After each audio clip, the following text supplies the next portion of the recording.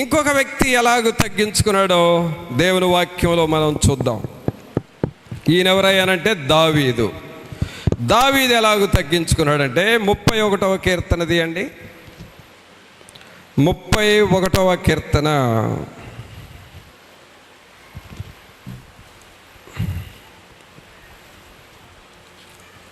31వ కీర్తన 12వ వచనం చదవండి. మరణమై స్మరణకు రాకున్న వాని వలె మరువబడితిని, ఓటి కొండ వంటి వాడనైతిని. బా, దావీదు ఎంతగా తగ్గించుకున్నాడో చూడండి పిల్లరా.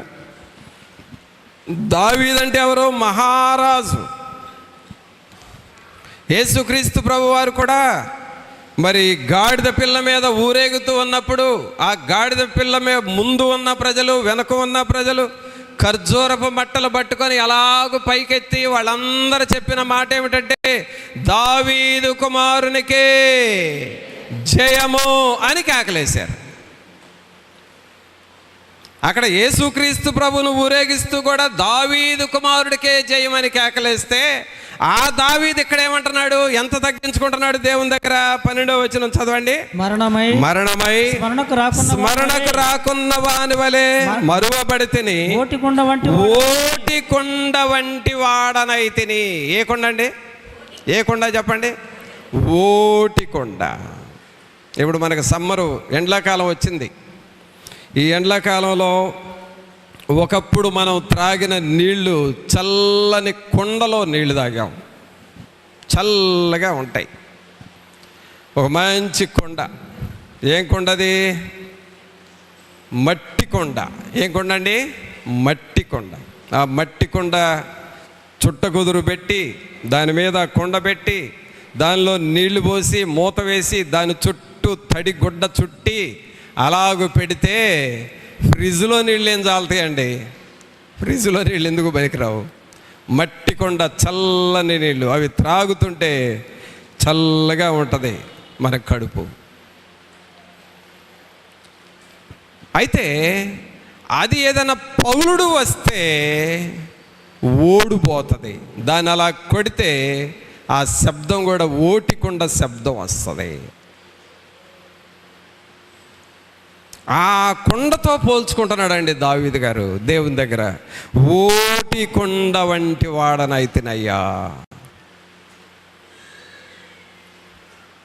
సహోదరుడా, సహోదరి, అనగా మట్టి కొండతో పోల్చుకుంటున్నాడు, ఓటి కొండతో పోల్చుకుంటున్నాడు, నేను పనికిరాని వాడనయ్యా అని పోల్చుకుంటున్నాడు. అలాగూ దేవుని ఎదుట దావీదు గారు తగ్గించుకున్నాడు. కాబట్టి దావీదు యొక్క సైన్యము, దావీదు యొక్క జీవితము గొప్ప జీవితముగా మారిపోయింది.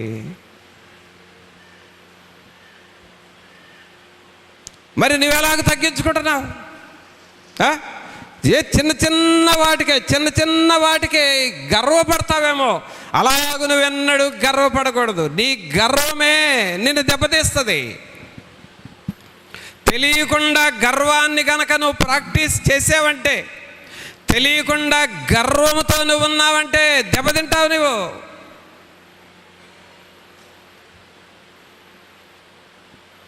మనం ఎక్కడ గర్వపడకూడదు. ఇక్కడ మనం చేసే పనులు కూడా జాగ్రత్తగా చేయాలి, భయభక్తులతో చేయాలి. ఇక్కడ కొన్ని పనులు జరుగుతూ ఉన్నాయి. మనకు మ్యూజికల్ ఇన్స్ట్రుమెంట్స్ అవి ప్లే చేసేటప్పుడు నేను దీనత్వముతో, తగ్గింపుతో చేయాలి అని నీకు ఆ గ్రహింపు ఉండాలి. రేపు మనకు సౌండ్ సిస్టమ్ ఇంకా ఫుల్గా సౌండ్ సిస్టమ్ రాలేదు. మందిరంలో లైటింగ్, సౌండ్ సిస్టమ్ పెడతాం, బాధ్యతలు పెరుగుతాయి. తగ్గించుకొని నేర్చుకోవాలి. హెచ్చించుకున్నావో ఓటి కొండలాగా అయిపోతావు. సౌండ్ సిస్టమ్ నేర్చుకోవాలి. ఇంకా నాకు ఈ నాలెడ్జ్ చాలదు, నాకు ఈ నాలెడ్జ్ పనికిరాదు, నేను ఇంకా నేర్చుకోవాలి. చెప్పేవాళ్ళు ఎవరన్నా ఉంటే ఇంకా నేర్చుకోవాలనే మనస్సు నీ దగ్గర ఉండాలి. నాకు తెలుసులే వాళ్ళు చెప్పేది ఏంటి అని అనుకున్నావో, దేవుడు నిన్ను ఉంచడకెక్కడ. తగ్గించుకొని వారిని దేవుడు ఉంచడు. అలాగే లైవ్ ఆరాధన వెళతా ఉన్నది. ఈ రోజున మనం చెప్పే మెసేజ్లు ప్రతిదీ లైవ్లోకి వెళ్ళిపోతా ఉంది. ఈ లైవ్ ఆరాధన ఇప్పుడు కంటే నేను ఇంకా బెటర్గా ఎలాగ చేయాలి, ఎలాగ నేర్చుకోవాలి, ఆ తగ్గింపు నీలో ఉండాలి. నా అంతటాడు లేడు, కుర్చీ మీద కూర్చుంటే గొప్ప అనుకోబాకు. తగ్గింపు జీవితం లేకపోతే దేవుడు నిన్ను అక్కడ ఉంచడు. దేవుని యొక్క సేవ ప్రియులారా ఇది. ఎవరైనా కాలర్ ఎగరేశారో దేవుడు మీ కాలర్ కత్తిరిస్తాడు, జాగ్రత్త. దేవుని సేవ భయభక్తులతో నేను నడుస్తా ఉన్నాను, తగ్గించుకొని ప్రభు పాదాలు పట్టుకొని నడుస్తున్నాను. నాలాగా మీరు నడవండి, నాలాగా మీరు ప్రభువును పట్టుకోనండి. ఎక్సపోవద్దు ఇక్కడ ఎవరు కూడా.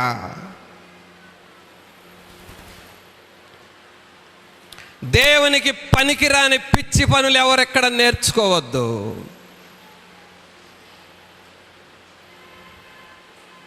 భయభక్తులతో ప్రార్థనతో ప్రభు పాదాలు పట్టుకొని, దావీదు గారు ఏమన్నాడు? మరణమై స్మరణకు రాని వలె రాని ఓటి కొండలాగా ఉన్నదయ్యా నేను. ఈ రోజున ఎలాగూ తగ్గించుకునే వారి ద్వారానే గిద్యోనికి ఆ ఫిలిస్తీన్ని జయించటానికి, అనగా శత్రువులు జయించటానికి ఆ ప్రజలందరూ అవసరం లేదని చెప్పాడు. ఇదిగో ఆ ఏటి దగ్గరికి వెళ్ళి ఆ నదిలో నీళ్లు నాలుగుతో ఎవరైతే త్రాగుతారో 300 మంది దొరికారు. ఆ 300 మందితోనే జయం పొందాడు. అనగా వాక్యం ప్రకారం నడుచుకోవాలి, దేవుని సేవకుడు చెప్పిన మాట ప్రకారం నడుచుకోవాలి, వాక్యాన్ని అనుసరించి బ్రతకాలి అనే తీర్మానం నీలో ఉండాలి. అలాంటి వారినే దేవుడు వాడుకుంటాడు ఇక్కడ. ప్రియులారా, పరిశుద్ధాత్ముడు లేని స్థలంలో నువ్వు ఏ పిచ్చి వేషాలు వేసినా చెల్లిద్ది. ఎందుకంటే అక్కడ పరిశుద్ధాత్ముడు ఉన్నాడు కాబట్టి నువ్వు ఏ పిచ్చి పనులు చేసినా చెల్లిద్ది. పరిశుద్ధాత్ముడు ఉన్న స్థలంలో మన పిచ్చి శ్రేష్టలు, పిచ్చి మాటలు పనికిరావు. ఇక్కడ మనందరి దృష్టి, మీరు క్రీస్తుతో కూడా లేపబడిన వారైతే పైనున్న వాటినే వెదకండి. దేవునిని వెదకాలి, ఆత్మను ఎలాగో సంపాదించాలి. మ్యూజిక్ వేసి నేను ఇంకా దేవుని పని ఎలాగో చేయాలి, సౌండ్ సిస్టమ్ జాగ్రత్తగా నేర్చుకొని ఇంకా దేవుని పని ఎలాగో మెరుగు చేయాలి. ఇది ఆలోచించు, ఇది నేర్చుకో, ఇది తగ్గించుకో. నేర్పేవాళ్ళు దొరికినప్పుడు నేర్చుకో వాళ్ళ దగ్గర. నేను రికార్డ్ చేస్తూ ఉన్నప్పుడు, ఈ లైవ్ ఆరాధన ఇస్తున్నప్పుడు ఎన్నో స్థలాలకు ఈ లైవ్ ప్రపంచం అంతా వెళతా ఉన్నది. నేను ఇంకా దేవుని పనిని ఎంత ఘనంగా చేయాలా, ఈ హంబుల్నెస్, ఈ తగ్గింపుతో నేర్చుకో. దేవుడు నిన్ను హెచ్చిస్తాడు. మనం పాటలు పాడినా, ఏ కార్యక్రమాలు ఇక్కడ చేసినా సరే, ఒకవేళ నువ్వు ప్రదర్శనలు, స్కిట్స్ లాంటివి, పాటలు లాంటివి అలాగూ అనేకులకు కనబడేటట్లుగా, వినబడేటట్లుగా ప్రభు ఆత్మను ఆకర్షించడం కోసం చేసే ఈ సేవ, వాంఛమయ సేవ, లిటరేచర్ మినిస్ట్రీ, ఏ సేవ అయినా సరే తగ్గింపుతో మనం ముందుకు సాగుదాము. ప్రియులారా, దేవునికి నచ్చింది మనం చెయ్యాలి. దేవుడు మనల్ని ఆశీర్వదించే పనులు మనం చేయాలి. దావీదు గారు ఎంత తగ్గించుకున్నాడండి. 12వ వచనంలో ఏమని చదువుతున్నాం? మరణమై స్మరణకు రాకున్న వాని వలె మరువబడితిని, ఓటి కుండ వంటి వాడనైతిని. ప్రియరా, తన్ను తాను తగ్గించుకొనివాడు హెచ్చింపబడను. అది ఈరోజు మన అంశం. దేవుని మందిరంలో దేవునికి ఎవరు కావాలంటే పరిసయ్యుడు లాంటి వారు అవసరం లేదు, సుంకరి లాంటి వారు దేవునికి మందిరంలో కావాలి. ఈ దేవుని మందిరంలో మనం తగ్గించుకోవాలి. ఈ తగ్గించుకునే ప్రార్థన, ఈ సుంకరి తగ్గించుకున్నప్పుడు నీతిమంతుడిగా మార్చబడ్డాడు. అబ్రహాము ధూళి దుమ్ము ధూళినని తగ్గించుకున్నాడు, విశ్వాసులకు తండ్రిగా మారాడు. అలాగే ఎజ్రా తగ్గించుకొని ప్రార్థన చేశాడు, ఆయన ఇశ్రాయేలీయులను నడిపించే నాయకుడు అయిపోయాడు. దావీదు తగ్గించుకున్నాడు, ఓటి కొండ వంటి వాడనని తగ్గించుకున్నాడు, ఒక మహారాజుగా మారిపోయాడు. చివరిగా ఇంకొకరిని చూపించి ముగిస్తాను. ఈయన ఎవరయ్యానంటే ఎలాగూ తగ్గించుకున్నాడు అనంటే అపోస్తలుడైన పౌలు గారు ఎలా తగ్గించుకున్నాడో చూద్దాం. 1 కొరింథీయులకు రాసిన పత్రిక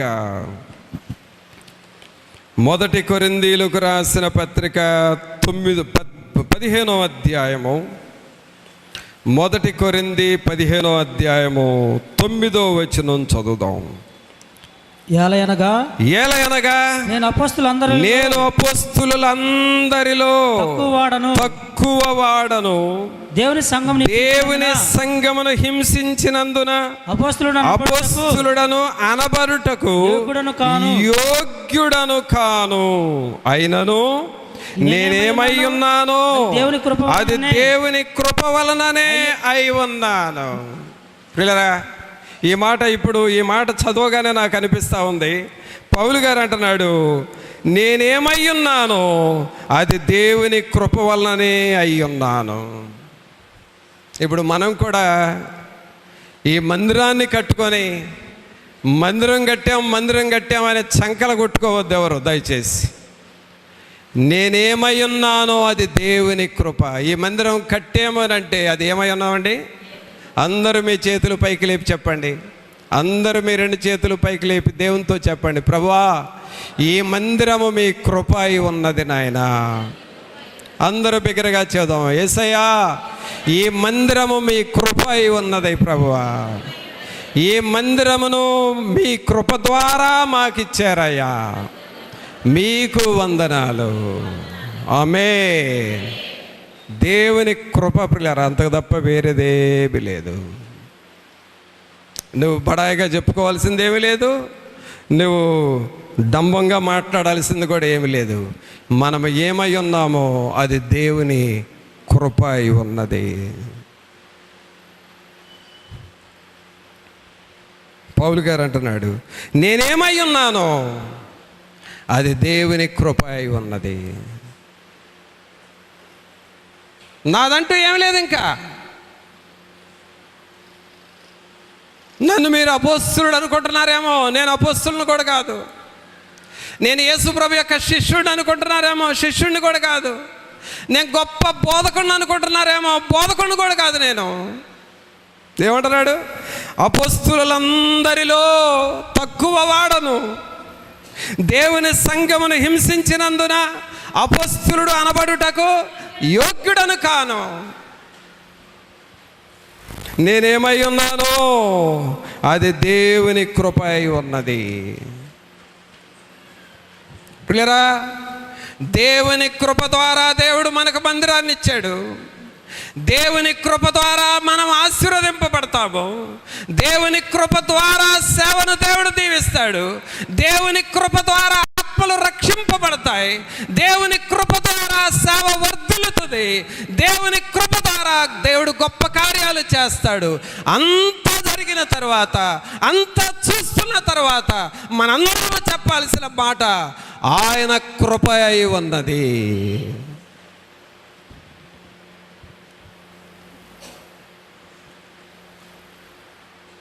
ఆయన కృప.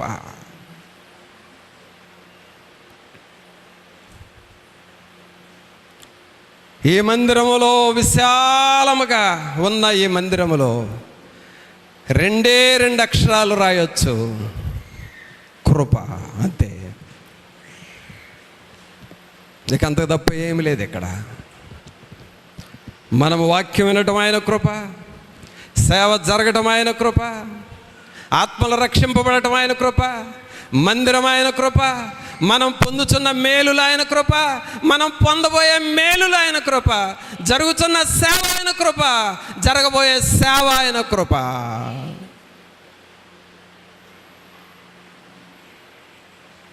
ఇది నా గుండెల్లో నుండి చెప్పుచున్న మాటలు సహోదరుడా. ఇవన్నీ నా గుండెల్లో నుండి తోడి మీకు ఇస్తున్న మాటలు ఇవి.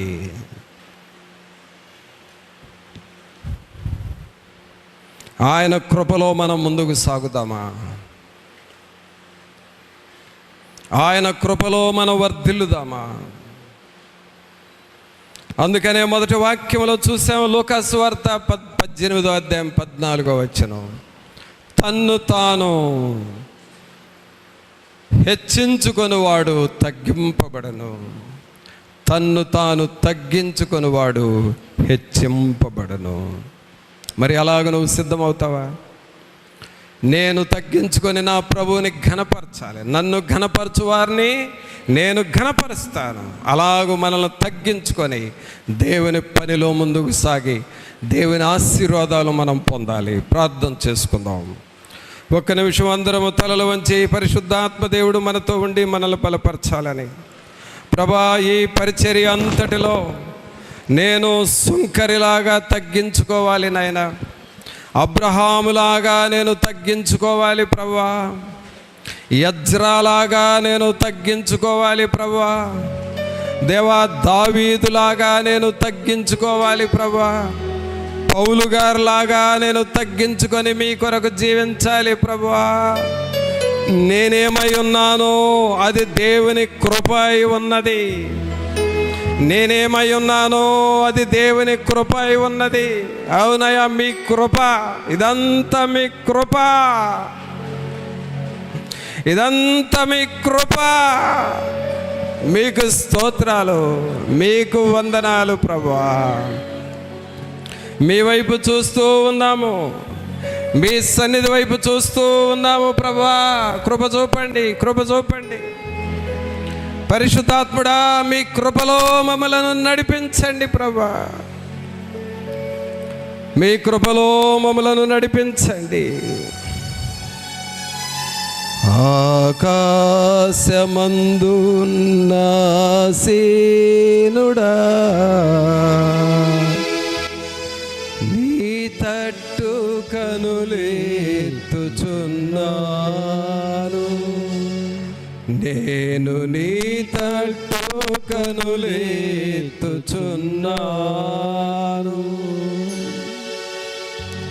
కరుణించవా యేసు, కాపాడవా, కరుణించవా యేసు, కాపాడవా. నీ తట్టు కనులెత్తుచున్నాను,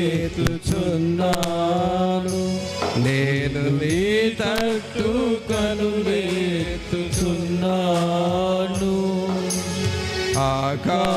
ఆకాశమందున్న సీనుడా, నీ తట్టు కనులెత్తుచున్నాను, నేను నీ తట్టు కనులెత్తుచున్నాను. పనికిరాని పాత్రను నేను, సరిచేయుమా ప్రభు వాడుకొనుమా. పనికిరాని పాత్రను నేను, సరిచేయుమా ప్రభు వాడుకొనుమా.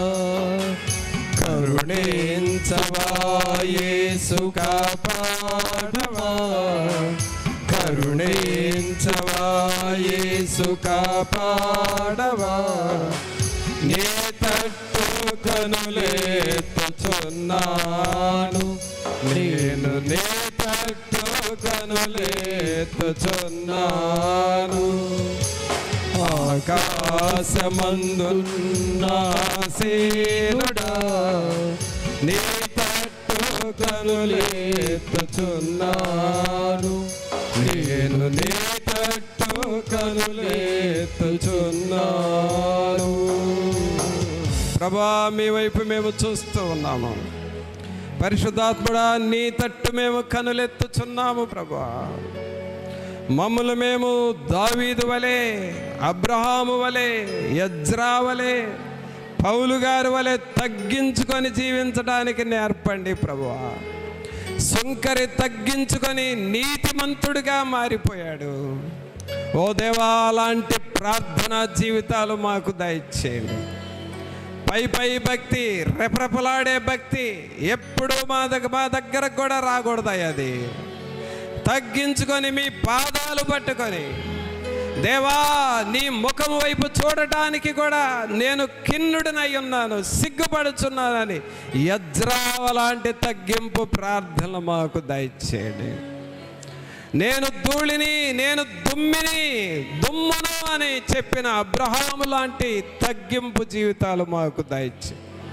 ఈ మందిరావరణంలోనికి వచ్చి దేవుని మాటలు వింటున్న ప్రతి ఒక్కరూ ఆశీర్వదింపబడాలి. ఆశీర్వాదానికి ముందుగా తగ్గింపు రావాలి ప్రభువా. అట్టి వారిగా ప్రతి ఒక్కరిని చేయండి. పరిశుద్ధాత్ముడా, మీ వైపు చూస్తూ ఉన్నాము. తండ్రి అయిన దేవా, మీ వైపు చూస్తూ ఉన్నాము.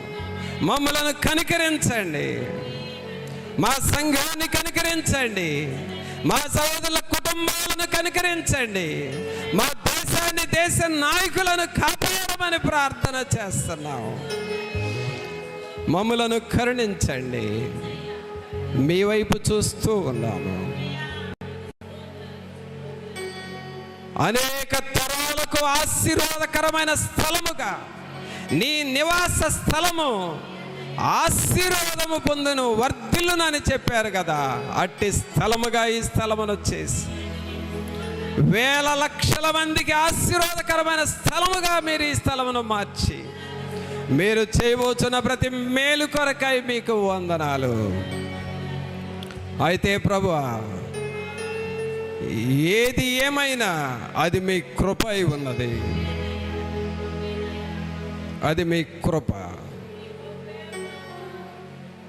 నాకు ఇచ్చిన ఈ గ్రహింపు మా సహోదరులకు ఇవ్వండి. మా సహోదరులకున్న గ్రహింపు సంఘానికి ఇవ్వండి. మేము ఏమై ఉన్నామో అది మీ కృప అయి ఉన్నది. మీకు శతకోటి వందనాలు, మీ పాదాలకు శతకోటి వందనాలు ప్రభువా. మీకు వందనాలు ప్రభువా. అయ్యా, మీకు స్తోత్రాలయ్యా, మీకు వందనాలయ్యా. మీ కృప అంతకు తప్ప ఏమీ లేదు. మీ కృప. మిమ్మల్ని స్తుతిస్తున్నాం, మీకు స్తోత్రాలు చెప్పుకుంటున్నాం. మీ సన్నిధి మాతో ఉంచి మమ్మల్ని బలపరచు. ఈ ప్రియులైన వారందరిని బలపరచమని నజరేయుడైన యేసు నామమున మీ పాదాలకు వందనాలు చెప్పుకొనుచు, మీ పాదాలను ముద్దు పెట్టుకొనుచు, మీ కృప ఉన్నందుకై మీకు స్తోత్ర బలులు చెల్లిస్తూ మా మనవను అంగీకరించమని వేడుకొనుచున్నాము తండ్రి. ఆమేన్, ఆమేన్.